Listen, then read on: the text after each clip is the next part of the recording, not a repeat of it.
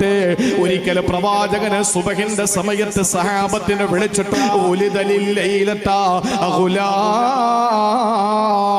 ഇന്നലെ രാത്രിയിൽ എനിക്കൊരു ആൺകുട്ടി പിറന്നിരിക്കുകയാ. ഇന്നലത്തെ രാത്രിയിൽ എനിക്കൊരു ആൺകുട്ടി പിറന്നു സഹാബത്തെ. മാരിയത്തുൽ ഖിബ്തിയ എന്ന പെണ്ണിലൂടെ എനിക്കൊരു ആൺകുട്ടി പിറന്നിരിക്കുകയാണ്. മാരിയത്തുൽ ഖിബ്തിയ എന്ന അടിമ സ്ത്രീയിൽ നിന്ന് റസൂലുള്ളാഹിന് ഒരു ആൺകുട്ടി പിറന്നു.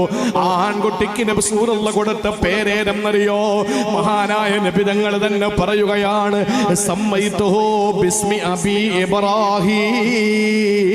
എന്റെ പിതാവ് ഇബ്രാഹിം നബിയുടെ പേരാണ് ഞാൻ എന്റെ മോനിട്ട് കൊടുത്തത്.